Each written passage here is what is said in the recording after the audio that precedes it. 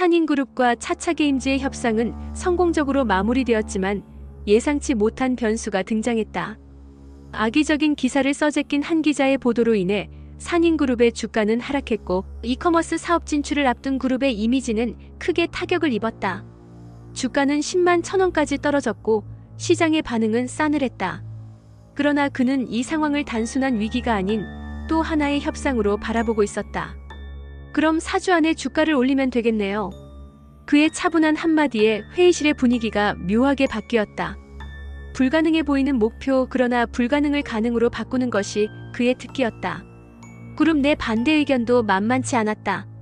이커머스 시장에 대한 회장의 의중도 명확하지 않은 상황에서 4주 안에 주가를 끌어올리는 것은 보통 일이 아니었다. 하지만 그는 이미 수를 읽고 있었다. 우린 주가를 직접 올릴 수는 없죠. 하지만 시장이 산인을 다르게 바라보게 만들 수는 있어요. 그는 먼저 시장의 신뢰를 회복하는 것이 중요하다고 판단했다. 가장 빠르고 효과적인 방법은 신뢰할 만한 기업과의 협업을 통해 산인그룹이 여전히 강력한 기업이라는 인식을 심어주는 것이었다. 이를 위해 그는 이커머스 시장 내에서 영향력 있는 회사들과의 전략적 제휴를 준비하기 시작했다. 기존의 유통 공룡들과 접촉하며 산인의 물류 시스템과 결합할 수 있는 가능성을 탐색했다. 그러던 중 한 가지 흥미로운 제안이 들어왔다. 만약 우리가 글로벌 유통사와 손을 잡는다면 시장의 반응이 달라질 겁니다. 제안이 나왔을 때 일부는 회의적이었다. 과연 글로벌 유통사들이 위기에 처한 산인과 손을 잡으려 할까? 그러나 그는 확신하고 있었다. 단순한 제휴가 아니라 서로에게 필요한 협력을 만들어내는 것이 핵심이었다. 그는 빠르게 상대의 약점을 파악했고 이를 활용한 협상안을 준비했다. 당신들의 최대 약점이 뭔지 아십니까? 바로 한국 시장에서의 점유율이 낮다는 겁니다. 산인은 이미 전국적인 물류망을 갖추고 있어요. 손을 잡는다면 한국 시장의 패러다임이 달라질 겁니다.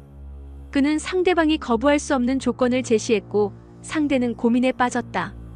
그리고 곧 답을 내놓았다. 우리가 한국 시장에서 손해볼 이유는 없겠네요. 그렇게 첫 번째 퍼즐이 맞춰졌다. 하지만 이것만으로는 부족했다.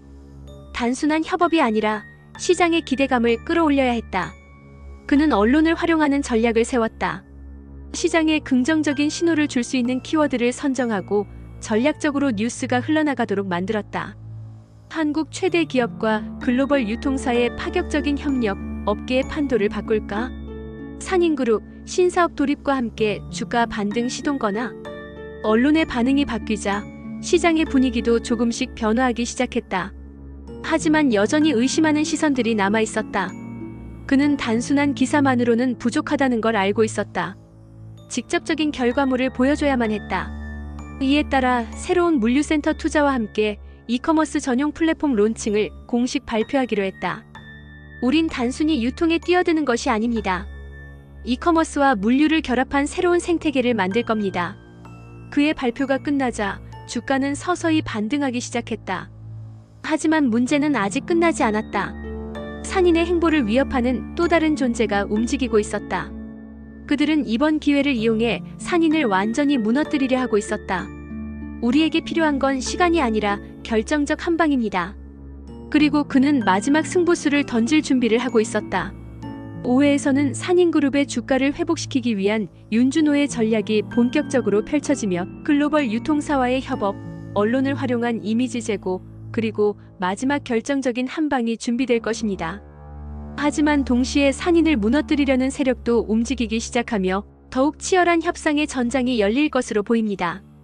과연 그는 4주 안에 주가를 다시 끌어올릴 수 있을까요? 다음 회가 기대됩니다.